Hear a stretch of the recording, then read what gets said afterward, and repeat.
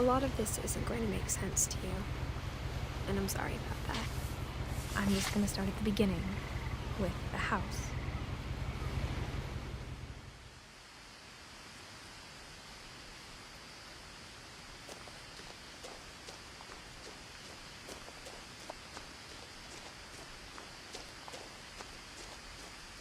I lived here until I was 11, but I wasn't allowed inside half the rooms.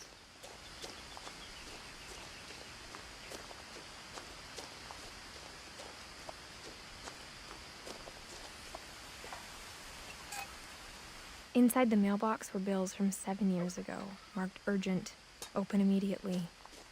I hadn't been back since my brother Lewis's funeral.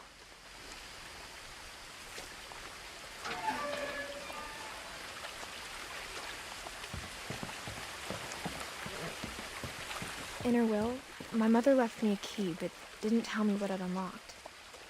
Maybe she thought I'd know, or she thought that the mystery would be enough to bring me back.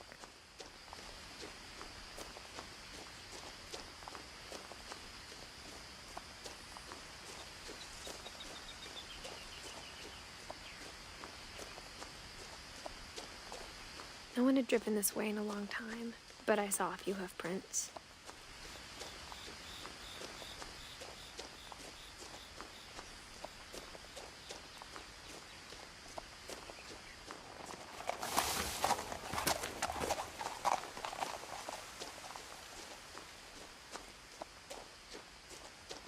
The truth is, even after I inherited the house, I never thought I'd come back to it. But now I had questions about my family that only the house knew the answers to. The house was exactly like I remembered it, the way I'd been dreaming about it.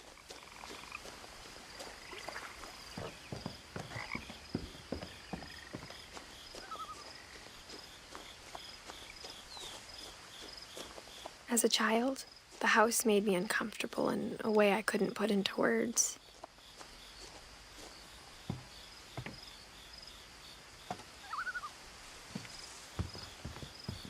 Now, as a 17-year-old, I knew exactly what those words were.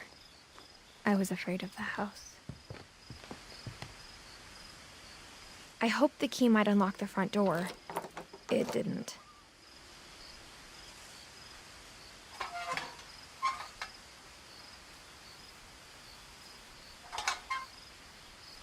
Looking in, I felt like the house itself had been waiting for me.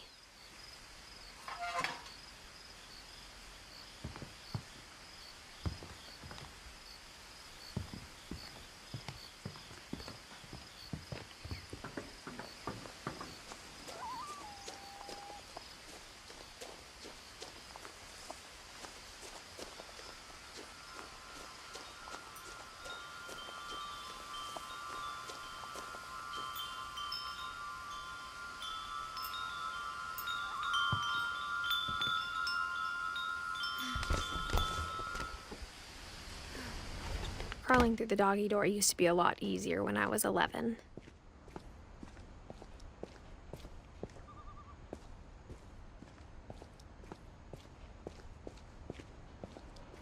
For the first time in years, I felt like I was home.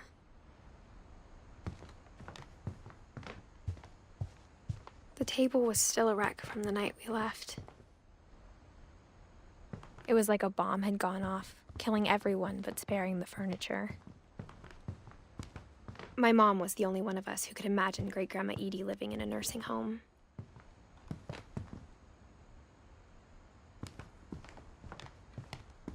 Nothing in the house looked abnormal. There was just too much of it, like a smile with too many teeth. Mom always told me to stay out of the basement, so I wasn't too surprised when the key didn't fit.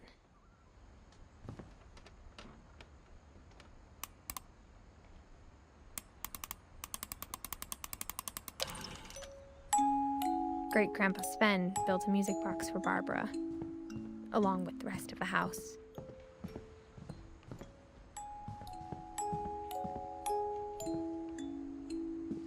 After Milton disappeared, Mom sealed up all the bedrooms.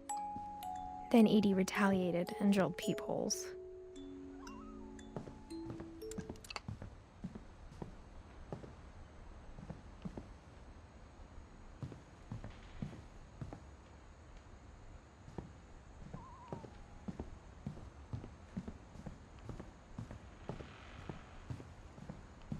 Whenever people ask me about my family, the first thing they always want to know about is Barbara. Barbara was a child star for 2 years, until America grew out of it. Edie's father, Odin, built the original house.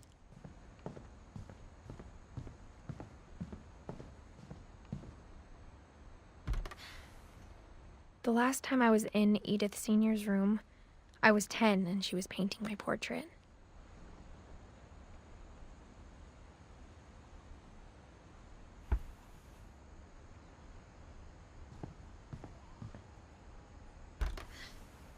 As a kid, I just assumed every house had peepholes and sealed rooms you weren't allowed inside of.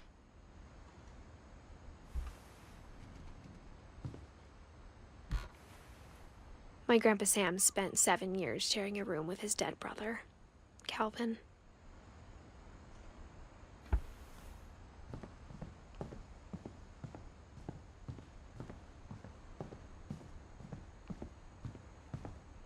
I spent a lot of time playing in Great Uncle Walter's room.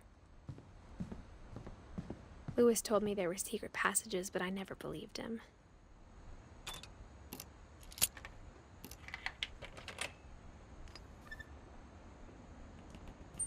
Turns out, my mom was really good at keeping secrets.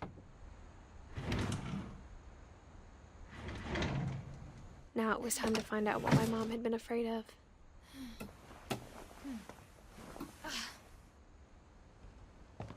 Reading this, maybe it sounds like I had a plan, but I had no idea what was behind that door.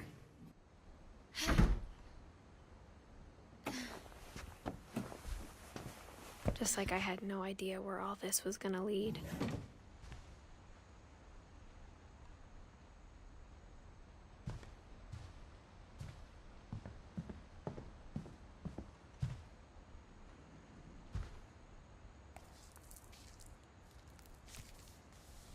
December 13th, 1947. Dear Diary, I'll be gone soon, but I wanted to tell somebody about what's gonna happen. It started when Mom sent me to bed without dinner. I woke up and I was starving, so I looked around for something to eat. The gerbil food was dry, but I didn't mind it.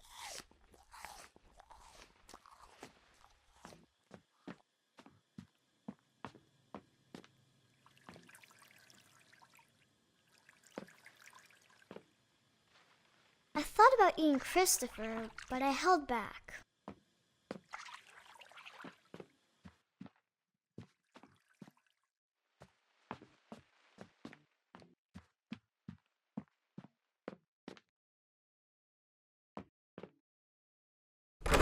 Mom, can I come out now? Sweetheart, it's late. Go to sleep.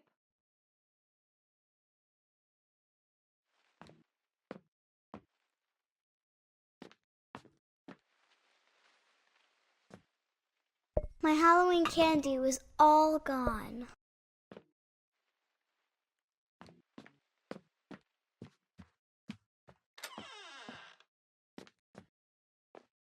I kept eating and eating.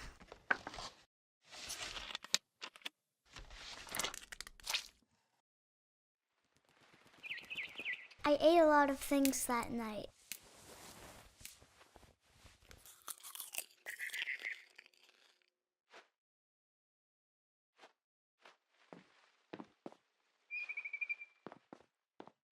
Then I heard chirping outside my window. It was a barn swallow going back to her nest. I reached out for her.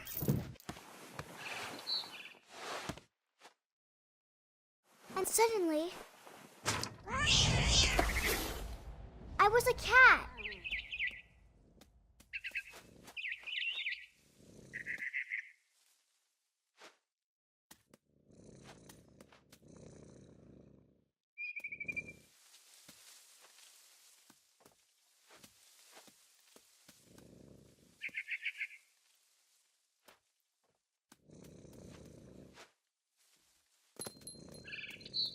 I tried to be quiet, but the bird was really scared.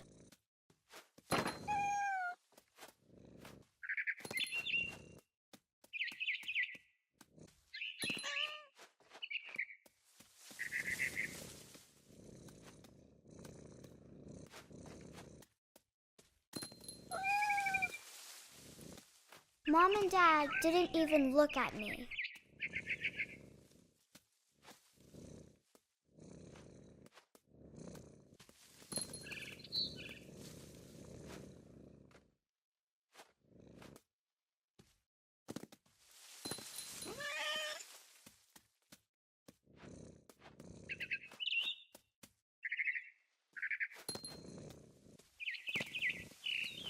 The babies were all gone.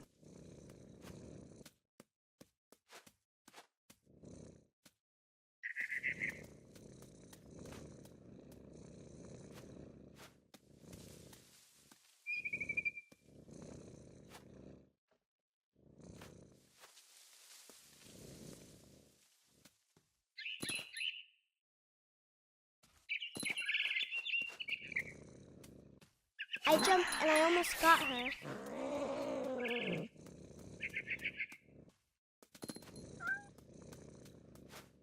I could tell she was getting really tired.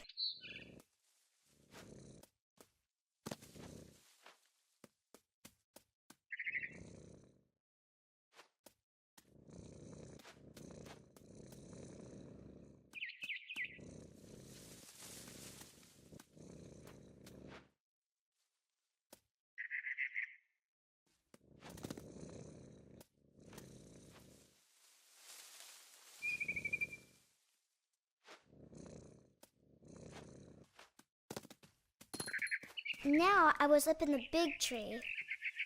I promised Dad I wouldn't climb it anymore. All I cared about was eating that mama bird.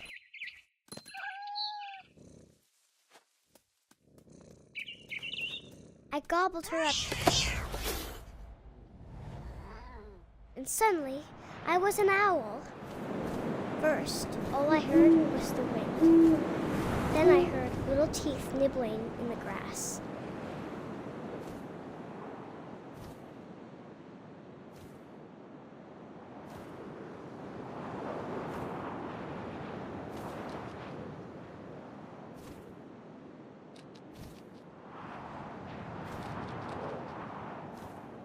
Rabbits.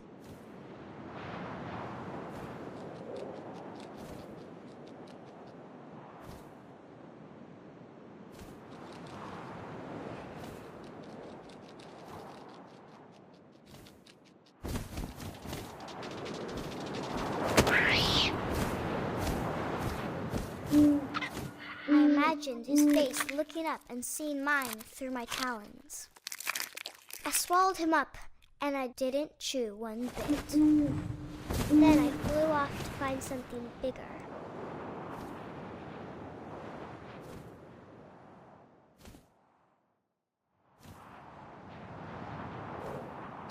A mama rabbit.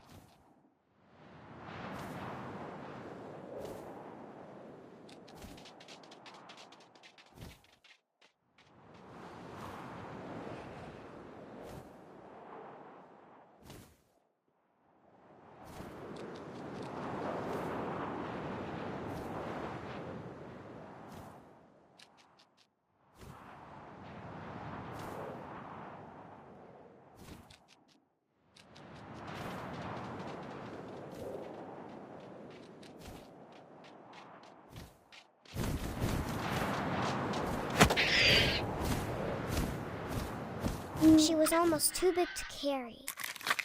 I started choking, but I couldn't stop eating. And suddenly, I was a shark.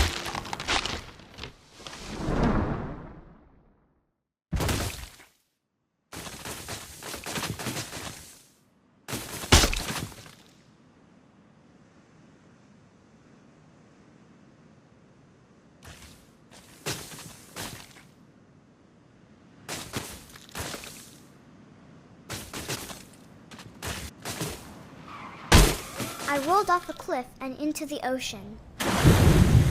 Now, I was hungrier than ever.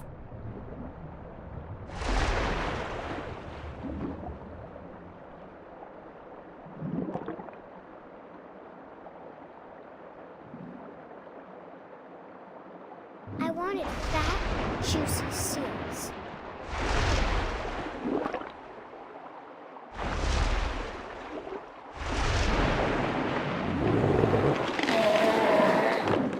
I tore off her flipper, and it tasted really good.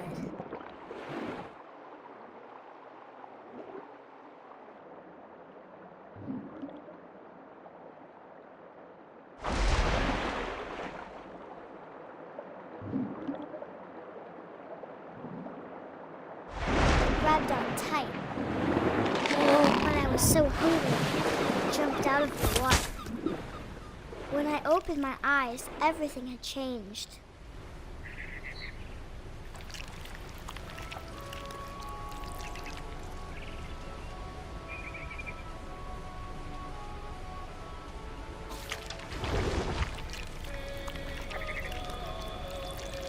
Now I was a monster, and I smelled people everywhere.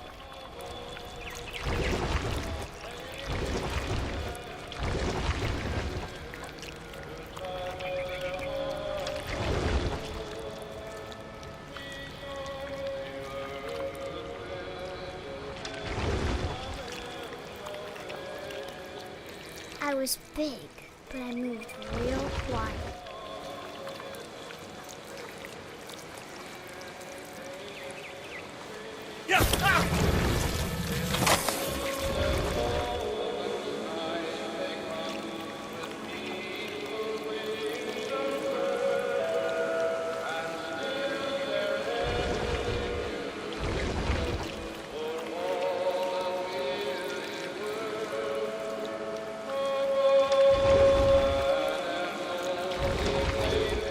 I wanted to stop, but also I didn't.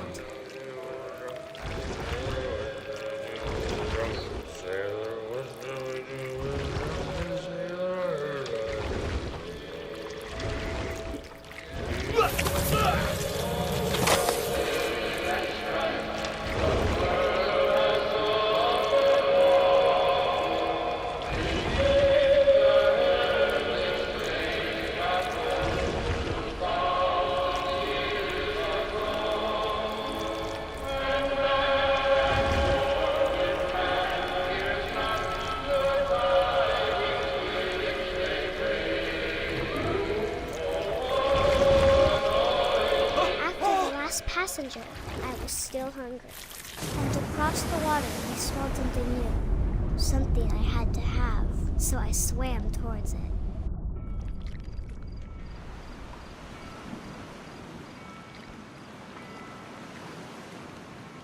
I slithered onto the sand, and the good smell went into an old pipe.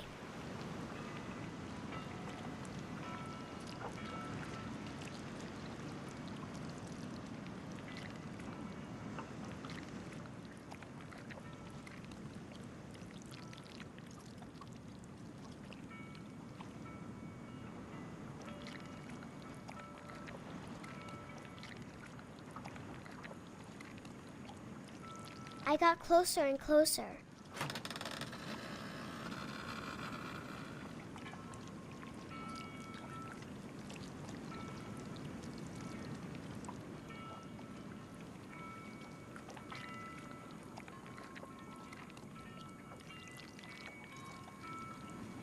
All of my stomach started growling.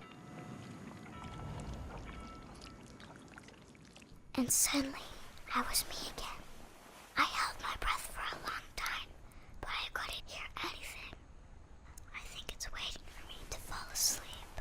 But it's not going to wait much longer. It needs to feed, and we both know I will be delicious.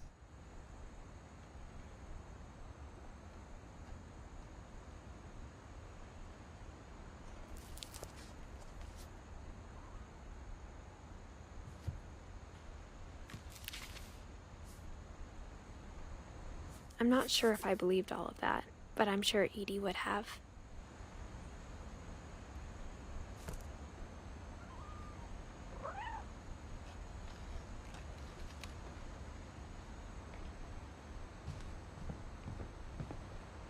I grew up looking at Molly's room through the peephole.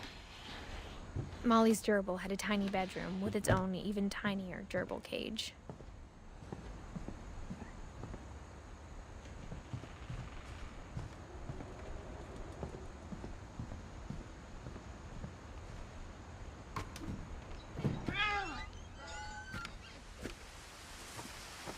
This will be obvious later, but my mom never told me any of these stories. Edie would have, but Mom didn't like bringing up the past. Though, when we adopted a stray kitten, she was the one who named it Molly. I spent a lot of time in Great-Grandma Edie's room. When Edie told people Sven was killed by a dragon, she could also have said he was building a dragon-shaped slide that collapsed. Even in her 90s, sometimes Edie seemed a lot younger than my mother. The only trace Grandpa Sam's first wife, Kay, left on the house was the pink bathroom. It was a pretty big trace.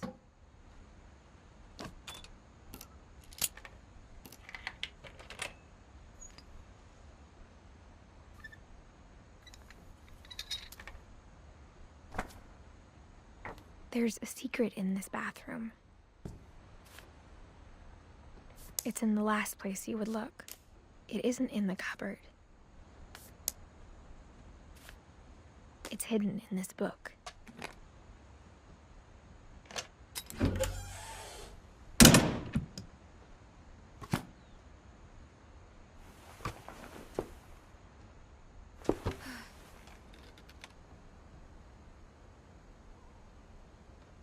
Sven gave Sam an old camera he'd refurbished. He never put it down. From the paintings on the wall, it's clear my brother Milton had been here before me.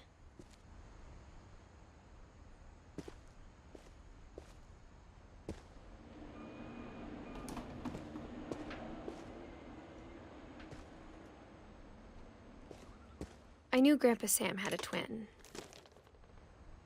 and that he never talked about him. I guess my grandpa didn't like history any more than my mom did.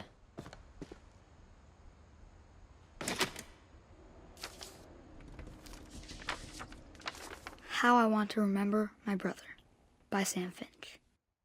The thing I remember is that when he made up his mind, that was it.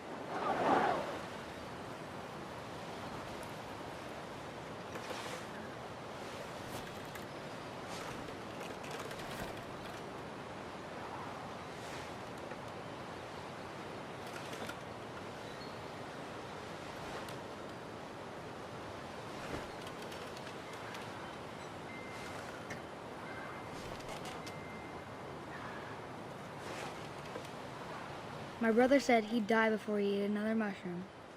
And he did.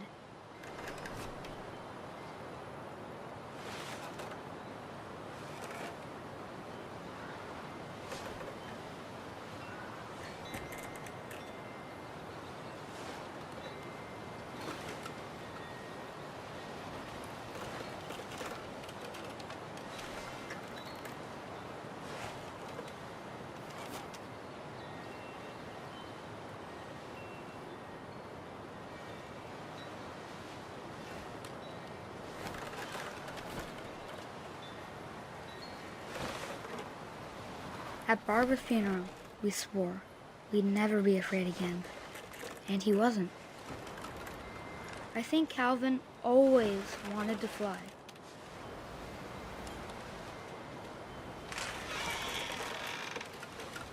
Sam! Calvin!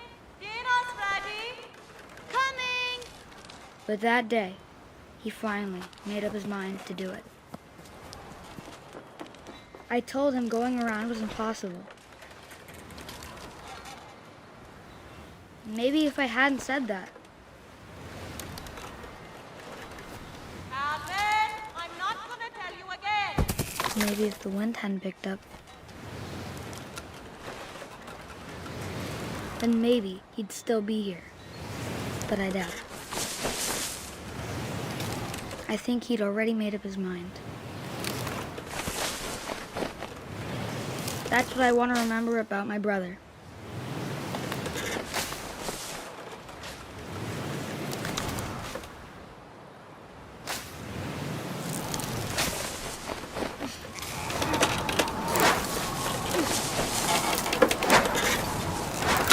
The day he made up his mind to fly. And he did.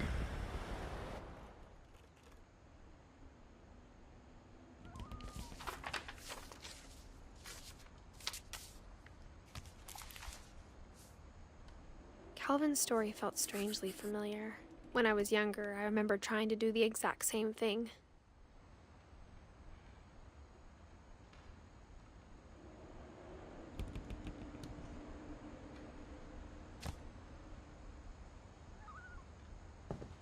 After the funeral, Edie roped off Calvin's half of the room. Mom said Grandpa Sam enlisted at 18 and never set foot in the room again.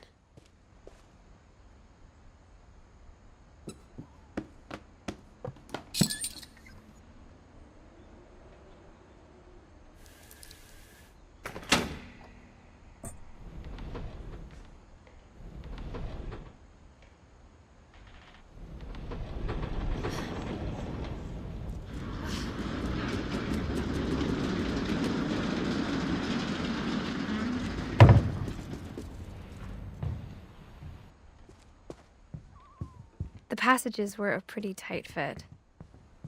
They'd obviously been built for smaller hands and bellies.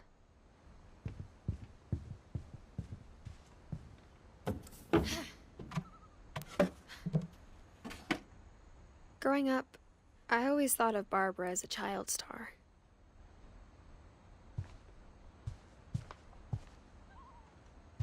I never thought about how hard it must have been for her afterwards.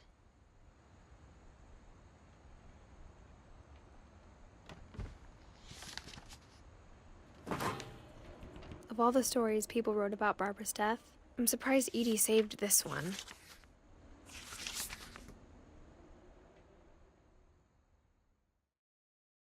Old Jack here with another ghastly tale inspired by America's most unfortunate family.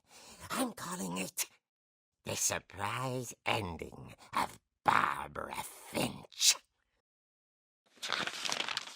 As a child star, Barbara was famous for her scream. Now at 16, she was all washed up. A has-been. But in a lucky break, she'd been asked to perform her signature scream at a local convention for monster movie fans. It was just the boost her career needed. Unfortunately, her scream hadn't aged well. Getting better. I think you just need the right motivation. Her biggest fan and current boyfriend, Rick, was about to demonstrate when... Now that was a great scream. It was Barbara's father, Sven. He'd slipped into a table saw and had to be rushed to the emergency room. So Barbara got stuck babysitting her youngest brother, Walter. Her convention comeback was cancelled. Okay, I'm hearing frustration, but I'm not hearing terror. What if I tried... A gang of hoodlums in Halloween masks have been terrorizing Orcas Island tonight. Police are urging residents to... That came from the basement. You're right! Also, I loved your delivery on that. Why is your basement door locked? Because my dad likes making puzzles and secret passages. There's a key hidden in the music box. The secret is to keep winding and winding until finally the key pops out. Thanks, babe. I'll be back in a sec. 20 minutes later, Rick hadn't returned. So Barbara went to look for him, right on cue. She reached for the music box.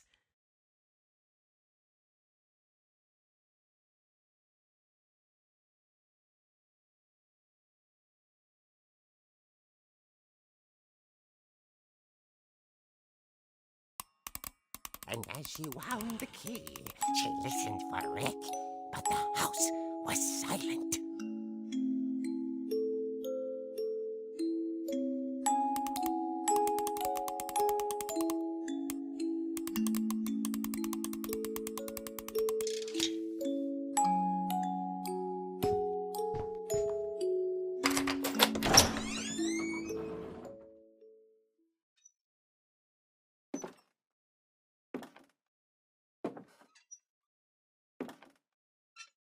She found Rick's crutch and imagined the worst.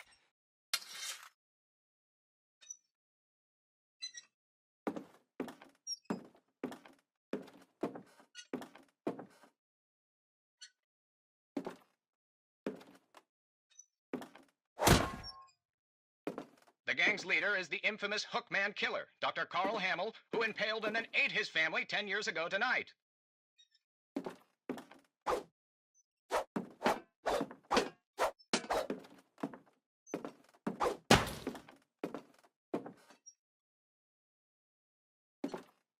The old fridge rattled and grew still. Oh dear!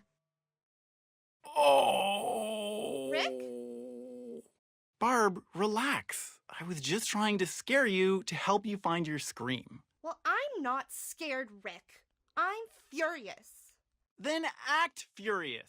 All I'm getting from you now is that you're hurt and confused and you... She threw him out, but she kept a little something to remember him by.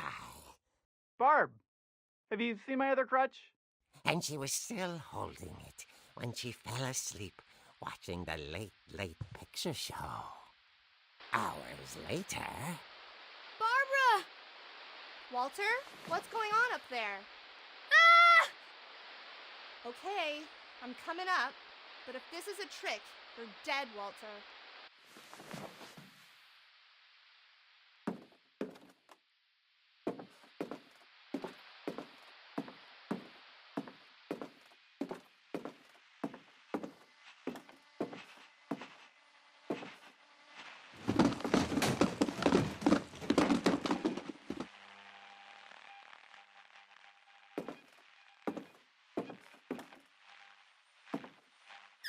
Walter, are you there? Walter had vanished, but his bedside radio was still on. Orcas Island police describe the man as 6 feet tall, with a steel hook for a hand. Residents are urged to lock all doors and windows and notify the police of any suspicious activity. Barbara turned, saw the Hookman, and was speechless. He was quite smashing.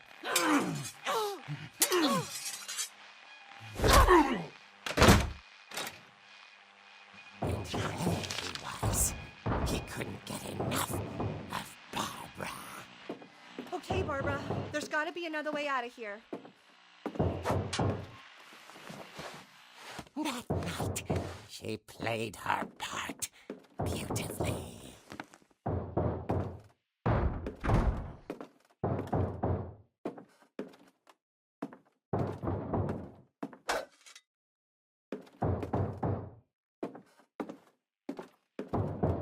Molly's door hadn't been opened in years.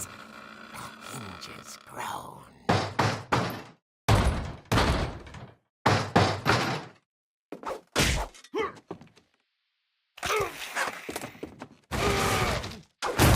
He wasn't moving, but she sensed the story might not be over yet.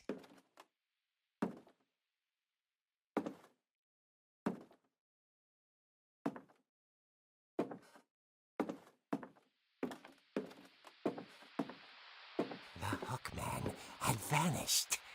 She listened for his breathing, but all she heard was...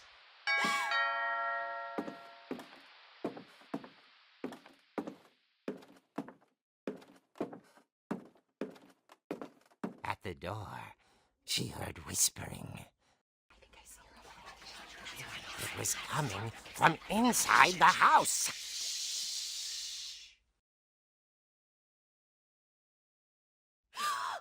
Oh dear.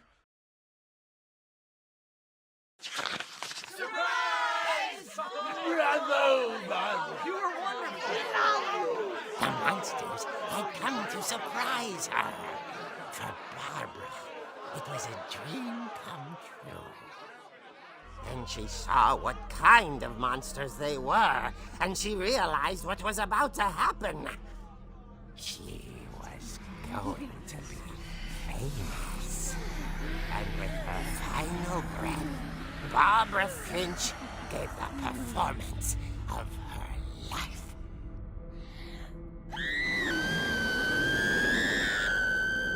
I wasn't there myself, but I hear Barbara was magnificent.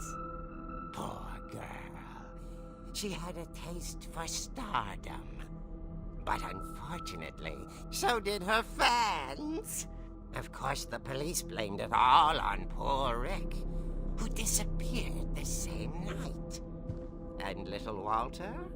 Hiding under his bed the whole time. He took it all pretty hard, but that's another story. As for Barbara, tucked inside the music box is all they ever found of her. Her ear. Now that's what I call a real eerie tale.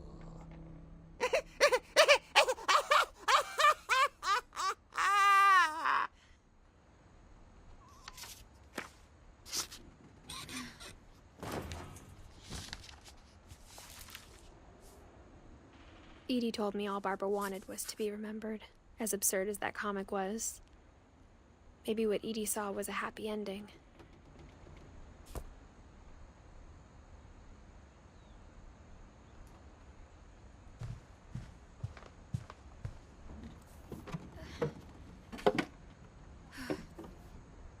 I guess now I know why Mom didn't like me playing with the music box.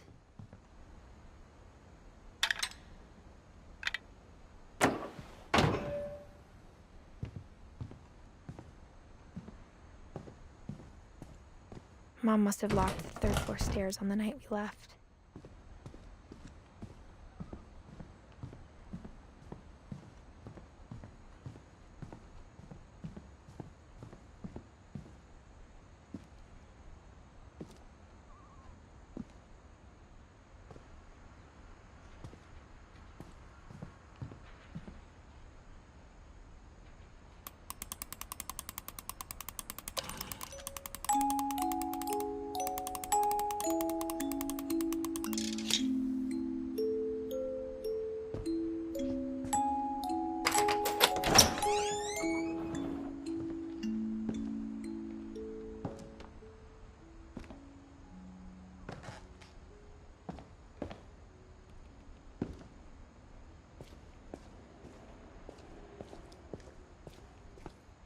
Mom said the basement was off limits, unless I wanted another tetanus shot.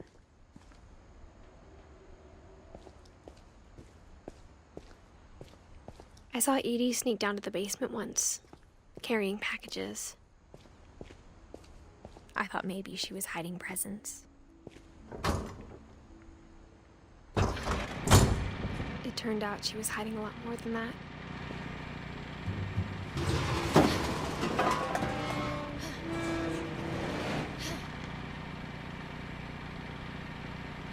I remember asking Mom once about where Walter had gone. She said after Barbara died, he got as far away as he could. If there's a pattern in all these stories, I think it's that none of us has gotten very far. Goodbye, everyone. I can't believe I've been down here for 30 years. On that first day, after the shaking started, I didn't think I'd survive a week.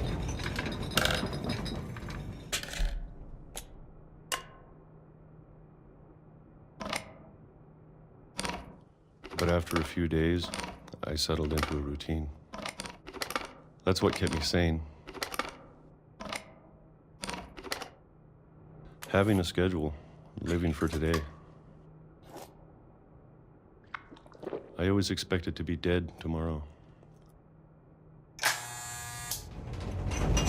But if you wait long enough, you get used to anything.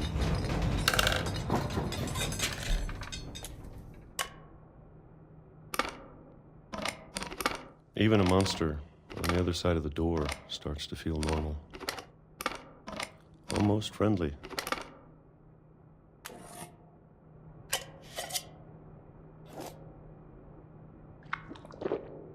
And then one day, everything just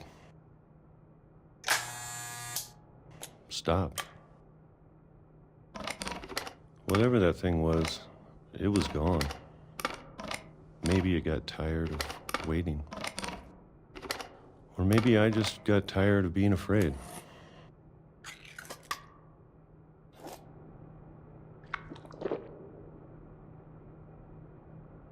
It's been a week now, the longest in 30 years. I'm done waiting. I have to leave while I still can.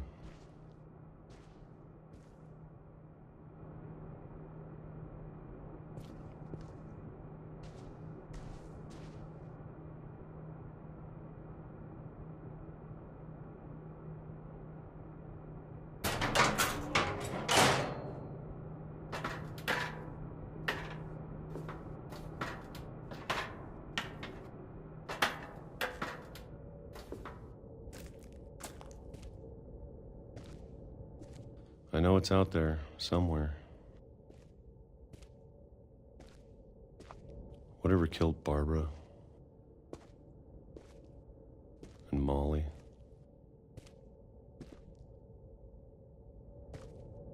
and Calvin.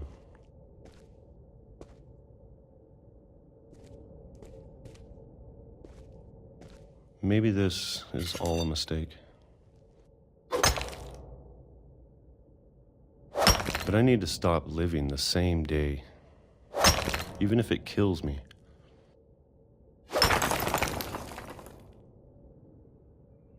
Whatever's out there, I want you to know I'm ready for it. I'm going to appreciate all of it, especially the food. I don't mind if I only have a year left, or a month, or a single week. I'd be happy with one new day. I can already imagine the sun on my face.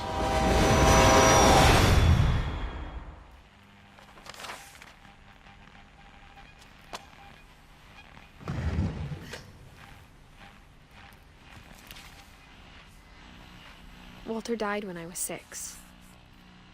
I can't believe my mom never told me he was down here.